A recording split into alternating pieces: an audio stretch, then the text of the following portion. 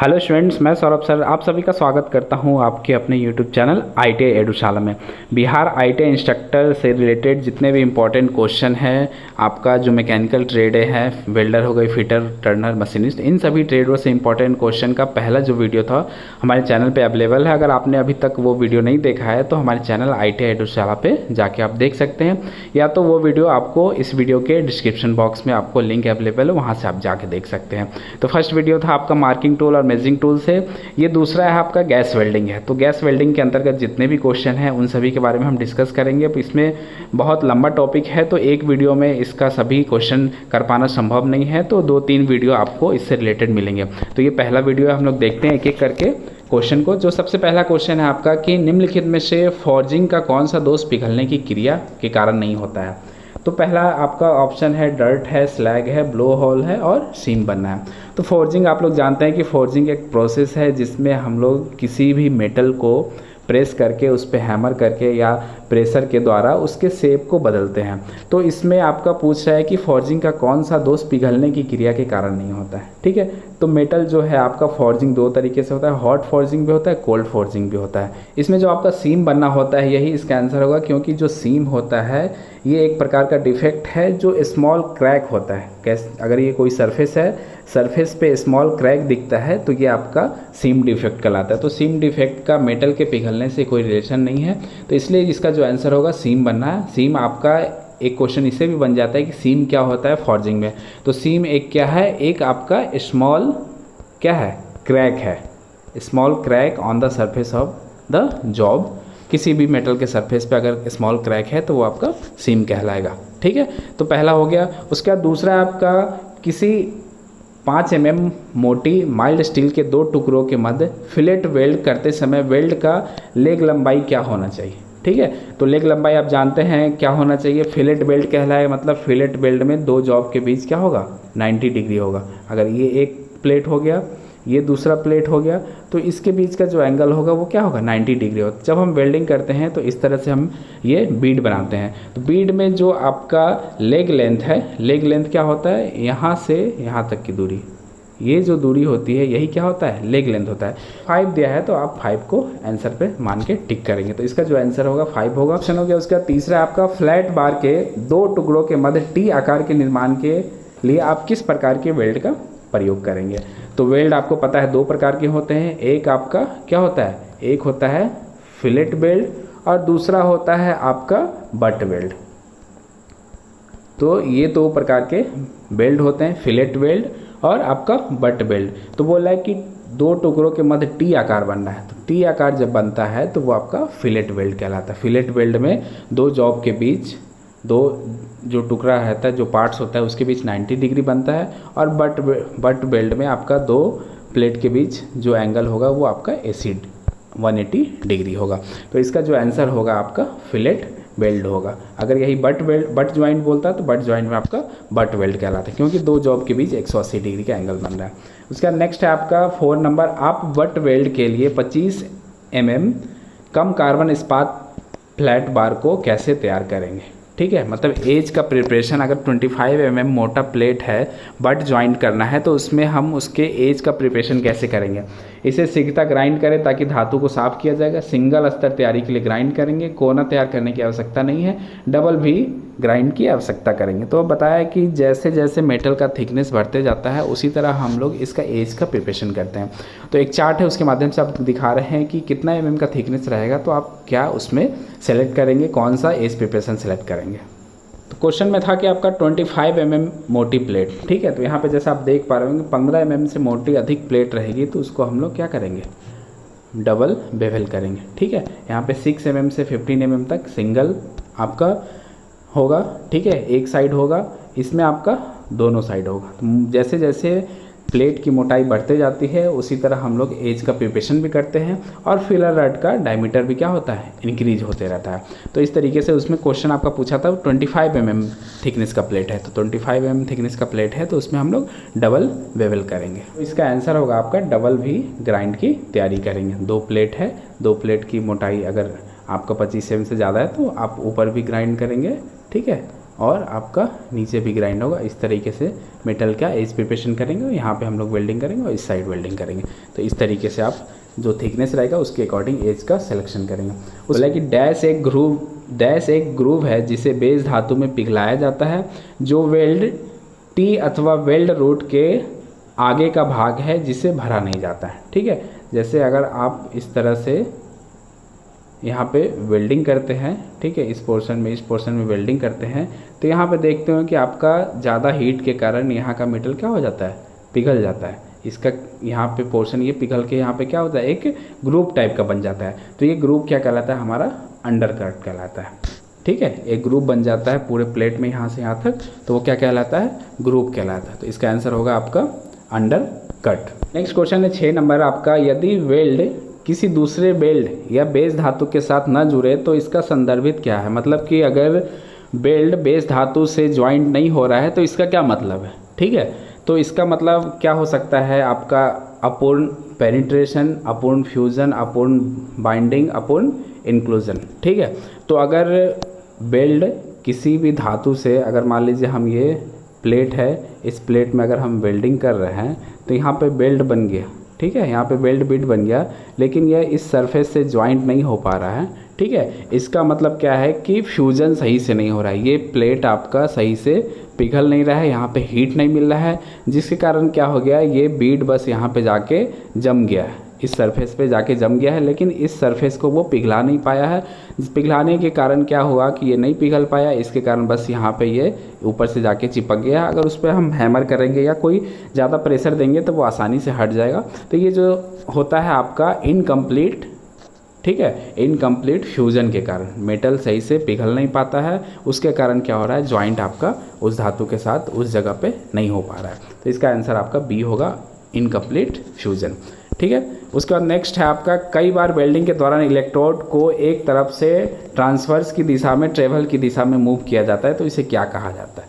ठीक है, जब आप वेल्डिंग करते हैं, वेल्डिंग किया होगा, तो जब हम लोग कोई रूट रन बना लेते हैं, ठीक है, ये बीट बन गया, रूट रन के बाद जब ऊपर कवरिंग रन बनाते हैं तो क्या करते हैं कि यहाँ से हम स्टार्ट करते हैं, इस तरीके से यहाँ पे लाते हैं, फिर यहाँ थोड़ा देर रुक के फिर इस तरह से हम क्या करते हैं, अपने हाथ को चलाते हैं। तो इस कारण से क्या होता है, इसके ऊपर कवर रन लगता है, तो इसको हम लोग क्या करते हैं, इसको हम लोग वेविंग कहते हैं। ठीक है, इस प्रोसेस को हम लोग क्या कहते हैं, एक दिशा से दूसरी दिशा में ट्रेवल करने को, ले जाने को इलेक्ट्रोड को, हम लोग उसको क्या कहते हैं, वेविंग कहते हैं। ये हमेशा क्या होता है, जब कवर रन लगाते हैं हम, एक रूट रन हो गया, उसके बाद फर्स्ट रन हो गया, सेकेंड रन हो गया, अगर ज़्यादा मोटा प्लेट है तो उसके ऊपर जब कवर रन लगाते हैं तो ये प्रोसेस हम अपनाते हैं, इसको वेविंग कहते हैं। ठीक है, तो इसी तरह के क्वेश्चन ज़्यादातर पूछे जाते हैं, कुछ कंसेप्चुअल क्वेश्चन होते हैं आपको। तो जो बिहार ITI के इंस्ट्रक्टर की जो पोस्ट है उसमें भी आपको इसी तरह के क्वेश्चन पूछे जाएंगे। आप ज़्यादा से ज़्यादा जो भी ट्रेड थ्योरी है, ट्रेड थ्योरी पे फोकस करिए और यही सब क्वेश्चन रहेंगे, आपको कुछ अलग से क्वेश्चन नहीं रहेगा। जो आपके सिलेबस में है, जो आपको पढ़ाई किया अपने सिलेबस के अनुसार, गैस वेल्डिंग हो गई, उसके ये सभी एकदम इंपॉर्टेंट क्वेश्चन है आपको। उसके बाद एसिटिलीन हेतु अधिकतम सुरक्षित कार्य दाब क्या है। ठीक है, तो इसका आंसर आपको पता है कि 15 PSI होता है। ठीक है, 15 PSI जो हम लोग एसिटिलीन यूज करते हैं, तो उसमें आपने पढ़ा होगी, दो तरह से एसिटिलीन हम लोग जनरेट करते हैं, एक जनरेटर के द्वारा और एक जो सिलेंडर होता है उसमें आपका फिल किया रहता है, तो हाई प्रेशर और लो प्रेशर के द्वारा हम लोग उसमें क्या करते हैं, वेल्डिंग करते हैं। नेक्स्ट आपका, किस ऑक्सीस्टिलीन फ्लेम में अतिरिक्त ईंधन गैस होता है। ठीक है, किस ऑक्सीस्टिलीन फ्लेम में अतिरिक्त ईंधन गैस होता है। तो अतिरिक्त ईंधन गैस किस में होता है, ठीक है, आपका एसिटिलीन गैस ज़्यादा होगा, ठीक है, फ्लेम में, तो उसको हम लोग क्या कहते हैं, कार्बोराइजिंग फ्लेम कहते हैं। अगर ऑक्सीजन ज़्यादा तो उसे ऑक्सीडाइजिंग फ्लेम बोलते हैं। तो ऑक्सीस्टिलीन फ्लेम में अतिरिक्त ईंधन गैस जो होता है उसे हम लोग कार्बोराइजिंग फ्लेम बोलते हैं। तो इसका आंसर सी हो जाएगा आपका। नेक्स्ट क्वेश्चन आपका, ईंधन गैस हौज सामान्यतः किस रंग का होता है। ठीक है, जो जलने वाली गैस होती है उसका हौज पाइप जो होता है वो किस तरह का होता है। तो एसिटिलीन का आपका मैरून रहता है और लाल। अगर ऑप्शन में आपको मैरून नहीं दिया है तो आप लाल को टिक करेंगे। ठीक है, तो ऑप्शन बी होगा आपका लाल। उसी तरह ऑक्सीजन का पूछे तो ऑक्सीजन का क्या होता है, ऑक्सीजन का आपका ब्लैक होता है, पाइप भी ब्लैक होता है आपका, सिलेंडर भी आपका ब्लैक होता है, और उसके ऊपर जो रेगुलेटर हम लोग इस्तेमाल करते हैं उसका भी कलर क्या होता है, सेम होता है, ब्लैक होगा ऑक्सीजन के लिए, और एसिटिलीन के लिए आपका मैरून या ब्लू या रेड होगा। तो नेक्स्ट क्वेश्चन है आपका 11 नंबर, निम्नलिखित में से कौन सी पाइप वेल्डिंग स्थिति 45 डिग्री की ओर झुकी वेल्डिंग स्थिति को प्रदर्शित करता है। तो जो पाइप वेल्डिंग होता है उसमें हम लोग 1G 2G 5G 6G इसका इस्तेमाल करते हैं। तो इसमें बोल रहा है कि जो पाइप है वो 45 डिग्री एंगल पे झुका रहेगा, तो वो कौन सा जी कहलाएगा। तो एक फिगर है उसके माध्यम से आपको दिखाते हैं कि कौन सा जी ये कहलाता है। क्वेश्चन में था आपका जो 45 डिग्री पे आपका बेंड हो, तो ये देख रहे हैं ये 45 डिग्री पे आपका इंक्लाइंड है, झुका हुआ है, तो ये आपका 6G कहलाता है। ठीक है, सबका दिया हुआ आपका 1G 5G, ठीक है, 2G 6G। तो ये 45 डिग्री पे अगर आपका इंक्लाइंड हो एक्सिस से तो वो आपका 6G कहलाता है। इसमें 6G में आपका जो आपका पाइप होता है वो 45 डिग्री पे क्या रहता है, झुका रहता है, और पाइप फिक्स रहता है।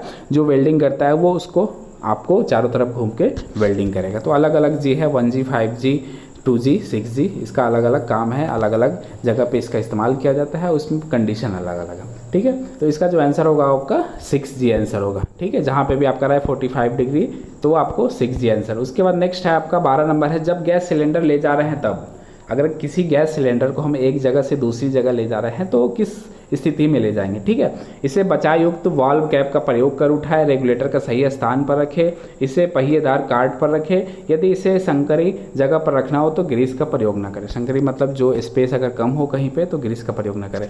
तो इसमें आपको सिलेंडर को अगर एक जगह से दूसरी जगह ले जाना है तो इसका ट्रॉली आता है, उसी ट्रॉली की सहायता से हम इसको एक जगह से दूसरी जगह ले जाते हैं। अगर आपके पास ट्रॉली अवेलेबल नहीं हो तो जो सिलेंडर है, सिलेंडर को हम 8 से 10 डिग्री, ठीक है, अगर आप इसको रोल करके ले जा रहे हैं तो आप जैसे खड़े हैं यहाँ, ठीक है, तो आप इसको 8 से 10 डिग्री बेंड करेंगे, उससे ज़्यादा बेंड नहीं करेंगे। अगर 8 से 10 डिग्री बेंड करके इसको हम रोल करके एक जगह से दूसरी जगह ले जा सकते हैं। अगर उससे ज़्यादा बेंड करेंगे तो इसका लोड पूरा आपके ऊपर पड़ जाएगा और वो क्या होगा, गिर जाएगा।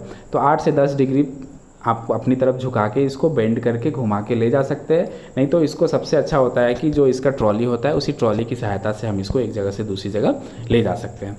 उसका नेक्स्ट क्वेश्चन आपका, जब किसी हाथ से की जाने वाली धातु आर्क वेल्डिंग प्रोजेक्ट हेतु हाइड्रोजन नियंत्रण निर्दिष्ट किया जाए तो इलेक्ट्रोड समानता क्या होगा। ठीक है, मतलब कि अगर आप कोई भी वेल्डिंग कर रहे हैं उसमें आपको हाइड्रोजन को क्या करना है, नियंत्रण करना है। मतलब कि उस वेल्ड के अंदर, वेल्ड बीड के अंदर आपका हाइड्रोजन गैस इंटर नहीं करे, तो उसके लिए हम लोग क्या करते हैं, इलेक्ट्रोड समानता जो होता है आपका क्षारीय मतलब अल्कलाइन होता है। ठीक है, तो इसका इस्तेमाल हम लोग करते हैं इलेक्ट्रोड का। ठीक, तो डी नंबर ऑप्शन होगा आपका क्षारीय। उस नेक्स्ट है आपका, कार्बन स्टील की वेल्डिंग ऑक्सी स्टील फ्लेम को लंबे फीदर युक्त आंतरिक कोण का प्रयोग कर वेल्डिंग किया जाता है, इसका प्रभाव क्या पड़ता है। तो इसका प्रभाव क्या पड़ेगा, आपका ऑप्शन दिया है, वेल्ड मजबूत और ब्रिटल होगा, काफ़ी नरम होगा, वेल्ड पर कोई प्रभाव नहीं पड़ेगा, वेल्ड में अंटर कट होगा। ठीक है, तो कार्बन स्टील की जब हम वेल्डिंग करते हैं तो आपका जो हम फ्लेम बनाते हैं उसका जो बाहर वाला पोर्शन होता है वो फीदर कहलाता है। ठीक है, तो ये जब सरफेस पे पड़ता है तो सरफेस को क्या करता है, हार्ड करता है। ठीक है, किसी भी जॉब को अगर आप गर्म करें, गर्म करके ठंडा करें तो उसका सरफेस क्या होगा, देखिए कि हार्ड हो गया। ठीक है, तो ये सबसे पहला इसका ऑप्शन होगा आंसर, वेल्ड मजबूत और ब्रिटल होगा। ठीक है, वेल्ड मजबूत और ब्रिटल होगा।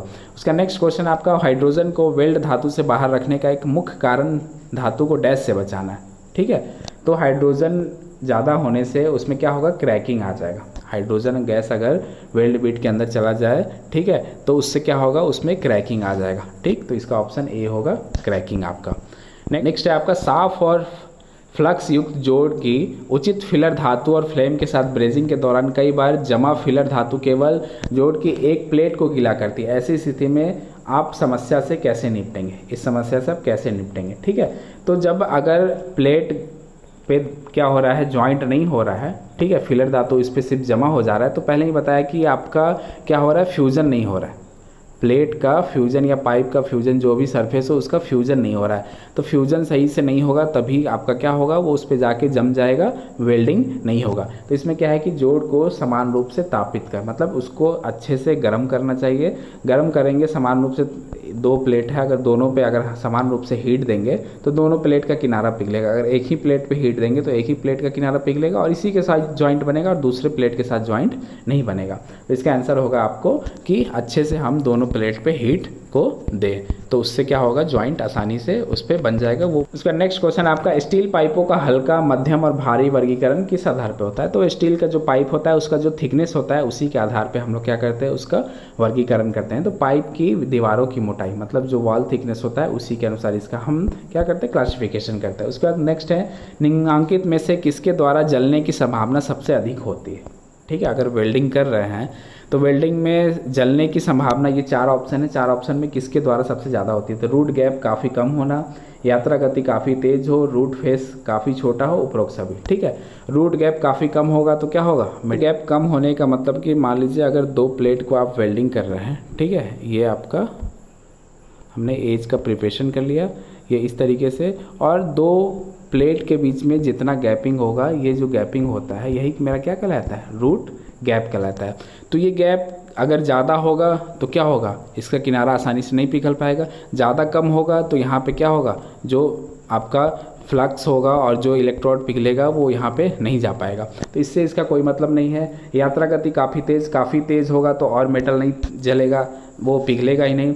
रूट फेस काफ़ी छोटा होना, रूट फेस कौन सा होता है, तो रूट फेस आपका जैसे मान लीजिए अगर कोई प्लेट है, ठीक है, ये प्लेट है, तो ये प्लेट का ये जो पोर्शन है, ठीक है, ये जो पोर्शन है आपका, इसके बीच का ये जो गैप है यही आपका क्या कहलाता है, रूट फेस कहलाता है। अगर रूट फेस ज़्यादा पतला होगा, ठीक है, किसी मेटल में अगर मान लीजिए कि हम कोई मेटल है उसका किनारा इस तरीके से प्रिपेयर कर रहे हैं कि उसका रूट फेस एकदम काफ़ी पतला है, तो आसानी से ये फेस क्या हो जाएगा, अगर हीट हम यहाँ पे देंगे तो ये पिघल जाएगा, तो इस कारण से क्या होता है, वो जलने की संभावना होती है। तो इसका आंसर अगर रूट फेस काफ़ी छोटा हो। ठीक है, उसके बाद आपका वेल्ड धातु के बाहर वेल्ड किए गए जोड़ का क्षेत्र क्या कहलाता है? ठीक है, वेल्ड धातु के बाहर वेल्ड किए गए जोड़ का क्षेत्र क्या कहलाता है, जिसमें सूक्ष्म आकारीय परिवर्तन हो। ठीक है, तो वो आपका क्या कहलाता है, उष्मा प्रभावित जोन, मतलब हीट अफेक्टेड जोन कहलाता है। ठीक है, जब हम वेल्डिंग करते हैं तो ये वाला पोर्शन क्या होता है, फ्यूजन जोन कहलाता है। ठीक है, अगर यहाँ पे हम वेल्ड कर रहे हैं तो ये वेल्ड जोन, ये फ्यूजन जोन, उसके बाद वाला जो होता है आपका ये उष्मा अफेक्टेड मतलब हीट अफेक्टेड जोन कहलाता है। तो इसका आंसर होगा आपका हीट अफेक्टेड जोन। ठीक है, अगर आपको कोई भी दिक्कत लग रही है, अगर किसी में कन्फ्यूज़न हो, अगर मान लीजिए कोई कारणवश किसी का आंसर गलत बता दिया हो तो आप कमेंट बॉक्स में कमेंट कर सकते हैं। ठीक है, और कोई कन्फ्यूज़न भी हो तो आप तभी भी कमेंट कर सकते हैं। जब ऑक्सी एसिटिलीन सेटअप को बंद करना हो तो निम्नलिखित कार्य किए जाने चाहिए। ठीक है, अगर आपने ऑक्सी एसिटिलीन वेल्डिंग प्लांट चलाया हो, हाई प्रेशर लो प्रेशर, तो आपको पता होगा कि इसको सेटअप को बंद करने के लिए सबसे पहले क्या करना पड़ता है। सेटअप को सबसे बंद करने के लिए हम लोग क्या करते हैं, तो सेटअप को बंद करने के सबसे पहले टॉर्च पर एसिटिलीन वाल्व को बंद करेंगे, फिर ऑक्सीजन को बंद करेंगे। पहले एसिटिलीन बंद करेंगे, ठीक है, तब हम क्या करेंगे, उसके बाद ऑक्सीजन को बंद करेंगे, क्योंकि अगर ऑक्सीजन हम बंद कर देंगे तो एसिटिलीन फ्लो हो रहा है और एटमॉस्फेयर से वो ऑक्सीजन लेके जलते रहेगा, इसलिए सबसे पहले हम एसिटिलीन टॉर्च को बंद करेंगे, उसके बाद हम ऑक्सीजन को बंद करेंगे। ठीक है, उसके बाद हम क्या करेंगे दूसरा, उसके बाद हम सिलेंडर बंद करेंगे। ठीक है, तो सिलेंडर बंद कर दिए, उसके बाद हॉज पाइप में, ठीक है, और रेगुलेटर के अंदर से जो गैस आ रही है वो उसी में अभी जमा है, तो उसको भी हमें बाहर निकालना है। तो उसके बाद क्या करेंगे, टॉर्च वाल्व को दोबारा खोले और लाइन को चलने दे, और लास्ट में जब पूरा एयर आपका बाहर निकल जाएगा, ठीक है, ब्लो पाइप के द्वारा, तो फिर लास्ट में हम लाइन दाब को वाल्व को छोड़ देंगे। ठीक है, तो इसका ऑप्शन देखिए क्या होना चाहिए, पहला आपका 2143। ठीक है, तो इसका आंसर आपका 2143। ठीक है, तो इस तरीके से आप भी अगर कोई ऑप्शन आपको पूछा है, इसमें कोई बदलाव भी रह सकता है तो आप उसके अनुसार उसको सेलेक्ट कर सकते हैं। उसके बाद है ब्रास की गैस वेल्डिंग हेतु आप फिलर रड के किस प्रकार को चुनेंगे। ठीक है, ब्रास जो होता है आप वेल्डिंग करते हैं तो ब्रास की वेल्डिंग में काफ़ी डिफ़िकल्टी आती है जब गैस वेल्डिंग करेंगे। ठीक है, तो उसमें जो फिलर रड होता है वो सिलिकॉन ब्रॉन्ज मिक्स धातु होता है। ठीक है, सिलिकॉन ब्रॉन्ज मिक्स धातु का हम लोग इस्तेमाल करते हैं। गैस वेल्डिंग में जितने भी मेटल होते हैं, अगर अलग अलग मेटल की हम वेल्डिंग करते हैं तो आपका एक जो माइल्ड स्टील है उसमें हम लोग अलग से फ्लक्स का इस्तेमाल नहीं करते हैं। जो गैस होता है, जो फ्लेम बनता है वही इसको कवर कर लेता है, आपका जो भी एटमॉस्फेयर में गैस है उससे बचा लेता है। बाकी जितने भी मेटल है अगर उसको हम वेल्डिंग कर रहे हैं तो हम लोग को अलग से फ्लक्स पाउडर का इस्तेमाल किया जाता है।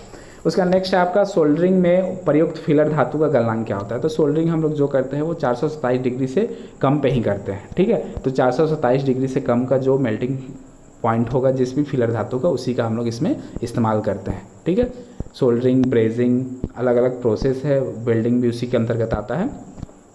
ऑक्सीजन और एसिटिलीन को अलग अलग अनुपात में मिलाने पर अलग अलग तरह की फ्लेम प्राप्त होती है। अगर इन दोनों गैसों को बराबर अनुपात में मिलाया जाए तो किस प्रकार की आग उत्पन्न होती है। ये सबसे सिंपल सा क्वेश्चन है। आप लोग जानते हैं कि अगर दोनों ऑक्सीजन और एसिटिलीन समान अनुपात में रहेगा तो उसको हम लोग न्यूट्रल फ्लेम कहते हैं। ठीक है, अगर ऑक्सीजन की मात्रा ज़्यादा रहेगी तो उसको ऑक्सीडाइजिंग फ्लेम कहेंगे, अगर एसिटिलीन की ज़्यादा मात्रा रहेगी तो उसको हम लोग कार्बोराइजिंग फ्लेम कहेंगे। ठीक है, इस तरह के 3 क्वेश्चन इससे पूछे जा सकते हैं। उसके बाद आपका एसिटिलीन युक्त सिलेंडर किस रंग से पेंट किया जाता है। ठीक है, एसिटिलीन जो रहता है वो आपका मरून कलर से पेंट किया जाता है। बताया, अगर मरून नहीं दिया ऑप्शन में तो आप उसको लाल भी टिक कर सकते हैं। ठीक है, एसिटिलीन घुलनशील होता है। एसिटिलीन किस में घुलनशील होता है, तो एसीटोन में घुलनशील होता है, क्योंकि सिलेंडर में अगर हम भरते हैं तो सिलेंडर के अंदर एसिटिलीन गैस नहीं भरा रहता है। सिलेंडर के अंदर लिक्विड रूप में एसीटोन रहता है। वही एसीटोन जब बाहर आता है तो वो एसिटिलीन गैस का फॉर्मेशन करता है। ठीक है, तो इसीलिए हम लोग जब भी सिलेंडर का नाम लेते हैं तो एसिटिलीन सिलेंडर ना बोल के हम लोग डीए सिलेंडर बोलते हैं। ठीक है, डीए सिलेंडर बोलते हैं, मतलब डिजॉल्व एसिटिलीन सिलेंडर। ठीक है, क्योंकि उसके अंदर जो एसिटिलीन रहता है वो आपका गैसियस रूप में नहीं रहता है, गैस के रूप में नहीं रहता है, वो क्या रहता है, आपका लिक्विड फॉर्म में रहता है, लिक्विड रहता है और उसमें आपका एसीटोन मिला रहता है, इसलिए हम लोग इसको डीए सिलेंडर कहते हैं। तो ये इंपॉर्टेंट क्वेश्चन है, आपसे पूछा भी जाता है, इंटरव्यू में भी पूछा जाता है कि एसीटोन या आपका एसिटिलीन सिलेंडर जो होता है, ठीक है, उसको हम लोग किस नाम से बुलाते हैं। उसका नेक्स्ट है आपका 26 नंबर, किसी 3 mm की MS सीट में गैस वेल्डिंग के लिए किस आकार के, ठीक है, फिलर रड की आवश्यकता होती है। तो माइल्ड स्टील का जो हम लोग प्लेट का वेल्डिंग करते हैं, ठीक है, या गैस वेल्डिंग करें या पतली सीट का वेल्डिंग करें तो उसमें हम लोग क्या करते हैं, जो माइल्ड स्टील होता है उसके ऊपर कॉपर कोटेड किया जाता है। ठीक है, बताया था कि माइल्ड स्टील में हम लोग कॉपर कोटेड जो आपका फिलर रड होता है उसी का इस्तेमाल करते हैं और इसमें जो आपका डायमीटर ऑलमोस्ट सेम डायमीटर रहेगा, या 2 mm का भी हम लोग इस्तेमाल कर सकते हैं, लेकिन उस पर कॉपर कोटेड रहना चाहिए। चलिए अगला क्वेश्चन देखते हैं, तांबे और कांसे की वेल्डिंग के लिए ऑक्सीडाइजिंग फ्लेम क्यों उपयुक्त होता है। ठीक है, जो हम लोग कॉपर और ब्रोंज की वेल्डिंग करते हैं तो उसमें ऑक्सीडाइजिंग फ्लेम का इस्तेमाल क्यों करते हैं। ऑप्शन है आपका क्योंकि तांबे और कांसे का गलनांक अधिक होता है, ये गलत है, गलनांक कम होता है। इस प्रकार की फ्लेम से तांबे और कांसे का रंग फीका पड़ जाता है, ये भी नहीं हो सकता है। जिंक के वाष्पीकरण को रोकता है और इस प्रकार की फ्लेम से वेल्डिंग जल्दी हो जाती है, ये भी नहीं। तो इसमें आपका जो वाष्पीकरण होता है, ठीक है, जिंक के वाष्पीकरण को रोकता है, क्योंकि जिंक का जो होता है मेल्टिंग पॉइंट बहुत कम होता है तो वो जल्दी से पिघल के वाष्प बनने लगता है। इसलिए हम लोग क्या करते हैं कि ऑक्सीडाइजिंग फ्लेम का प्रयोग करते हैं। वो ऑक्सीडाइजिंग ऑक्सीजन के साथ जिंक मिलकर उसका मेल्टिंग टेम्परेचर को क्या करता है, बढ़ा देता है, जिस कारण वो वाष्पीकरण को रोकता है और इस मेटल में हम लोग आसानी से वेल्डिंग कर पाते हैं। ठीक है, तो इसका आंसर होगा आपका सी, या जिंक के वाष्पीकरण को रोकता है। अगला नंबर जो क्वेश्चन है आपका 28 नंबर है, वेल्डिंग में टी फिलेट ज्वाइंट का न्यूट्रल अक्ष निम्न में से किसके प्रभाव को कम करता है। ठीक है, टी ज्वाइंट हम बना रहे हैं तो न्यूट्रल अक्ष कहने का मतलब इसका एक्सिस और इस वाले का एक्सिस, ये यहाँ पे जो आपको मिल रहा है पॉइंट एक्सिस है, तो अक्ष निम्न में से किसके प्रभाव को कम करता है। आर्क ब्लो, देशांतरी संकुचन, ज्वाइंट पर लगने वाले त्रिकेंज बल को, बेस धातु का उच्च तापीय विस्तार। ठीक है, अगर मेटल हीट होगा तो वो क्या होगा, आपका हीट के कारण क्या होगा, बेंड होगा, तो ये आपका बेस धातु का उच्च तापीय विस्तार को आपको कम करने के लिए किया जाता है। उसके बाद आपका नेक्स्ट है, वेल्डिंग के दौरान उत्पन्न अवशेष प्रतिबल को कम किया जा सकता है। वेल्डिंग के दौरान उत्पन्न अवशेष प्रतिबल को कम किया जा सकता है वेल्डिंग के दौरान विभिन्न भागों को ढील देकर, ब्लैक स्टेप को क्रमिक रखकर, वेल्डिंग के पूर्व ऊष्मा को नियंत्रित कर। ठीक है, तो ये 2 ऑप्शन आपका ए और सी, आपका जो डी में दिया है वही आंसर होगा। वेल्डिंग के दौरान विभिन्न भागों को ढील देकर और वेल्डिंग के पूर्व ऊष्मा को नियंत्रित, मतलब हीट ट्रीटमेंट प्रोसेस करके। उसका नेक्स्ट है आपका, गैस वेल्डिंग की टॉर्च को किसकी सहायता से जलाना चाहिए। तो आपको पता है कि स्पार्क लाइटर की सहायता से हम लोग क्या करते हैं, गैस वेल्डिंग में फ्लेम बनाते हैं। तो आपका जब भी जलाएंगे फ्लेम तो स्पार्क लाइटर की सहायता से ही जलाएंगे, किसी और माध्यम से नहीं जलाएंगे, वो डेंजरस हो सकता है आपका। ठीक है, ये सब बेसिक क्वेश्चन है, ये आप आसानी से कर सकते हैं। कुछ ऐसे क्वेश्चन है जो ट्रिकी है, आपका डीपली पूछा गया। जैसे ये देखिए, निम्न में से कौन सी ऑक्सीस्टीम फ्लेम एक ध्रुव गैस की अधिकता से उत्पन्न होती है। ठीक है, ध्रुव गैस की अधिकता से उत्पन्न होती है। तो आपका जैसे ऑक्सीडाइजिंग हो गया, ठीक है, न्यूट्रल फ्लेम हो गया, कार्बोराइजिंग हो गया, उपयुक्त में से कोई नहीं। ठीक है, तो इसका जो आंसर होगा आपका कार्बोराइड, इसका जो आंसर होगा आपका कार्बोराइजिंग फ्लेम होगा। ठीक, नेक्स्ट 32 नंबर है आपका, सिलेंडरों, रेगुलेटरों और रबर की नलिकाओं में किसका प्रयोग कभी भी नहीं किया जाना चाहिए। ठीक है, तो रेंज का टेफ्लॉन टेप का, लीक डिटेक्टर का, तेल का। तो इसमें कौन सा ऑप्शन होगा आपका? तो जो सिलेंडर है, रेगुलेटर है, रबर की नलिकाओं है, इसमें हम लोग तेल का प्रयोग कभी भी नहीं करना चाहिए, क्योंकि तेल जो होता है आपका एक क्या है, एक प्रकार का, अगर गैस है, ठीक है, गैस सिलेंडर है, उसके आसपास अगर रहेगा तो आसानी से ये आग को पकड़ लेता है। ठीक है, ये आपका आसानी से किसी भी पदार्थ में अगर लगा हो या ज़मीन पे गिरा हो तो हम लोग सावधानियां में पढ़े हैं कि जब गैस वेल्डिंग करते हैं उसके आसपास कोई भी तेलीय पदार्थ या पाइप में या सिलेंडर में नहीं लगाना चाहिए। अगर लगा रहता है तो उसे हमें दूर करना चाहिए, जिससे कि क्या हो सकता है, आग लगने की संभावना कम होगी। ठीक है, तो इस कारण से इसका आंसर जो होगा तेल होगा। उसका नेक्स्ट है आपका आर्क वेल्डिंग की प्रक्रिया में गैस रिसाव के कारण कौन सी कमी आ जाती है? ठीक है, आर्क वेल्डिंग की प्रक्रिया में गैस रिसाव के कारण कौन सी कमी आ जाती है? ठीक है, एक प्रकार का डिफेक्ट है। अब जब हम आर्क वेल्डिंग करते हैं तो बीड के अंदर गैस जमा हो जाता है, तो ये गैस जब बाहर निकलता है तो वो कौन सा डिफेक्ट कहलाता है? वो पोरोसिटी कहलाता है। गैस अगर वेल्ड बीड के अंदर चला गया, वो बाहर निकलने की कोशिश करता है तो उसके द्वारा एक होल बन जाता है, इसे हम लोग क्या कहते हैं? पोरोसिटी कहते हैं। ठीक है, सिलेंडर में अत्यधिक उच्च दाब पर एसिटिलीन गैस को संग्रहित करने के लिए किस माध्यम की आवश्यकता होती है? तो अभी बताया कि एसीटोन को लिक्विड फॉर्म में रखा जाता है, तो उससे क्या होता है आपका, ये हाई प्रेशर में हम लोग वेल्डिंग करते हैं, तो एसीटोन इसका आंसर होगा। ठीक है, अब नेक्स्ट क्वेश्चन की तरफ चलते हैं, जो 35 नंबर क्वेश्चन है। इसमें आपका निम्न में से कौन एक अस्थायी ज्वाइंट, ठीक है, कौन एक अस्थायी, ठीक है, अस्थायी आपका ज्वाइंट है? तो वेल्डिंग परमानेंट है आपका, रिवेट सेमी परमानेंट है, शोल्डर ज्वाइंट है, प्रेस फिट ज्वाइंट है। तो प्रेस फिट ज्वाइंट है, इसको जब चाहे हम आसानी से हटा सकते हैं, तो ये अस्थायी ज्वाइंट का, ठीक है, ये क्या कहलाएगा? अस्थायी ज्वाइंट कहलाएगा। ठीक है, इसका आंसर डी होगा। उसका नेक्स्ट आपका निम्न में से कौन सी गैस दहन में सहायक होती है? कौन सी गैस सहायक होगी? आपका ऑक्सीजन होगा, एसिटिलीन होगा, नाइट्रोजन होगा, कार्बन डाइऑक्साइड होगा। तो कौन सी गैस होती है? तो इसका जो आंसर होगा आपका कि हमें जो गैस दहन में जलने में सहायक करती है वो ऑक्सीजन गैस हमें सहायक करती है कोई भी गैस को जलने में। अगर ऑक्सीजन नहीं रहेगा तो उसके बिना हम किसी भी गैस को जला नहीं सकते। नेक्स्ट आपका ब्लो पाइप के टिप बनाए जाते हैं। तो ब्लो पाइप का जो टिप होता है वो आपका कॉपर से बनाया जाता है। ठीक है, ब्लो पाइप का जो टिप होता है वो आपका कॉपर से बनाया जाता है। नेक्स्ट आपका बाईं तरफ गैस वेल्डिंग तकनीक के उपयोग से माइल्ड स्टील की मोटी चादर को वेल्ड किया जा सकता है। मतलब left hand welding, left ward welding बोले हम लोग इसको।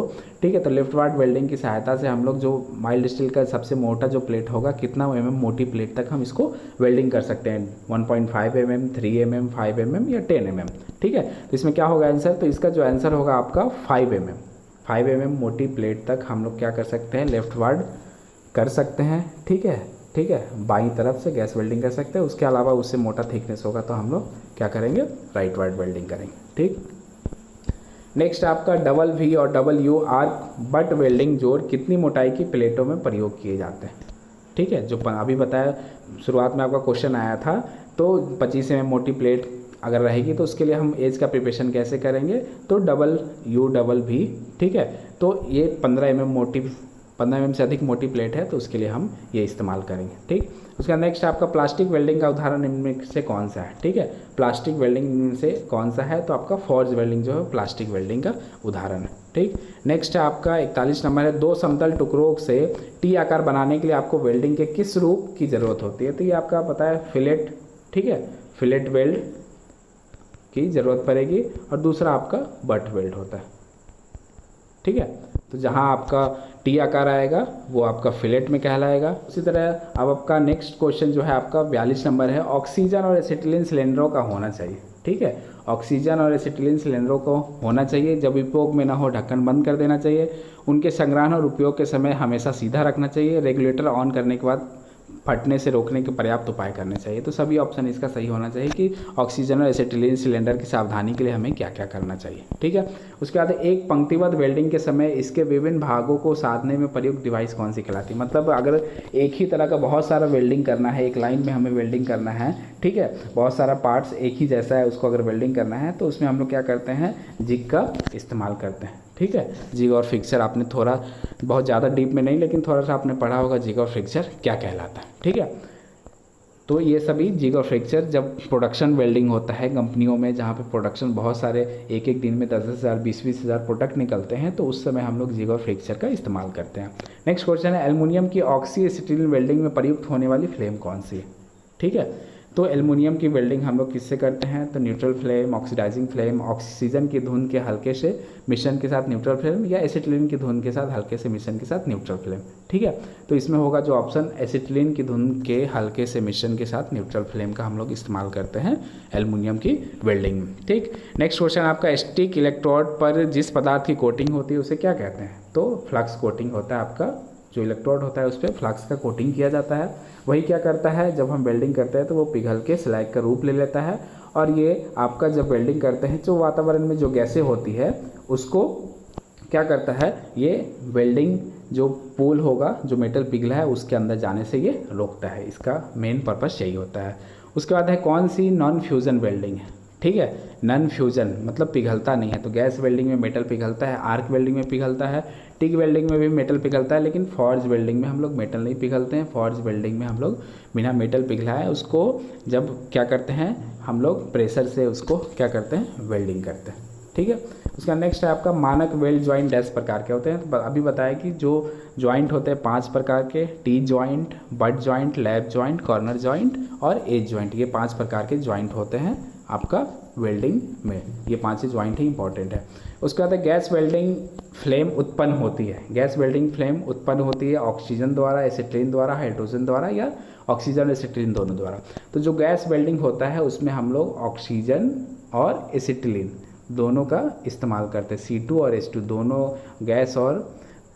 दोनों गैस जब मिलेगा तभी हम क्या करेंगे, एक फ्लेम का निर्माण करेंगे। तो इसीलिए इसका नाम ऑक्सी एसिटिलीन वेल्डिंग फ्लेम या ऑक्सी एसिटिलीन फ्लेम बोलते हैं हम लोग। उसका नेक्स्ट है, एक विशेष वेल्डिंग प्रक्रिया का चुनाव निर्भर करता है। किस पे हम लोग डिपेंड करते हैं कि कौन सी वेल्डिंग प्रोसेस हम लोग अपनाएं किसी भी जॉब पे वेल्डिंग करने के लिए। कार्य के स्थान पर, उपकरणों की उपलब्धता पर, आवश्यक गुणवत्ता पर, उपरोक्त सभी पर। तो किस पे डिपेंड करेगा, किस जगह पे हमें वेल्डिंग करना है उस पर भी डिपेंड करेगा। हमारे पास कौन कौन से उपकरण अवेलेबल है उस पर डिपेंड करेगा। उसका क्वालिटी कैसा होना चाहिए उस पर भी डिपेंड करेगा। तो इसका जो आंसर होगा उपरोक्त सभी, डी नंबर आंसर होगा। ये इन सभी चीज़ों पे डिपेंड करता है उसका चुनाव। ठीक है, नेक्स्ट आपका ऑक्सी एसिटिलीन फ्लेम का आंतरिक केंद्र भाग सबसे छोटा होता है। किस फ्लेम में अगर आप फ्लेम बनाएंगे तो मान लीजिए अगर ये टॉर्च है आपका, ठीक है, तो टॉर्च से सटा हुआ एक आपका इस तरह कोन बनेगा। ठीक, उसके बाद आपका इस तरह का फ्लेम का बाहरी पोर्शन रहता है। ठीक है, तो बोला है कि एक ऑक्सी एसिटिलीन फ्लेम का आंतरिक केंद्र भाग सबसे छोटा किस में होता है, तो सबसे छोटा जो होता है आपका ऑक्सीडाइजिंग फ्लेम में होता है। ठीक है, ये जो आपका आंतरिक भाग होता है ये सबसे छोटा किस में होता है, ऑक्सीडाइजिंग फ्लेम में होता है। तो ये आज के 50 क्वेश्चन। अभी इसमें और भी बहुत सारे क्वेश्चन है लेकिन वीडियो काफ़ी लंबा हो जाएगा, इसलिए आज हम लोग 50 ही कवर करेंगे। नेक्स्ट जो वीडियो होगा उसमें हम लोग 50, इसका पार्ट 2 का होगा, उसमें और नेक्स्ट 50 क्वेश्चन अगर उससे भी ज़्यादा होंगे तो हम उसको कवर करेंगे। ठीक है, तो ये सभी जितने क्वेश्चन हैं आप इसको रिवाइज़ करते रहें, क्योंकि आपके पास समय काफ़ी कम है। रिवाइज़ करते रहें जितना भी क्वेश्चन है। अगर आपको कोई कन्फ्यूज़न लग रहा है तो इसको कमेंट बॉक्स में कमेंट करके पूछ सकते हैं, और भी कोई सजेशन हो तो आप उसको भी कमेंट कर सकते हैं। तो आशा करता हूँ कि आप लोग के लिए ये वीडियो हेल्पफुल रहेगा। अगर वीडियो पसंद आया तो वीडियो को लाइक करें, शेयर करें और हमारे चैनल को ज़्यादा से ज़्यादा सब्सक्राइब करें। मिलते हैं अपने नेक्स्ट वीडियो में कुछ इसी तरह की नई अपडेट के साथ। तब तक के लिए धन्यवाद।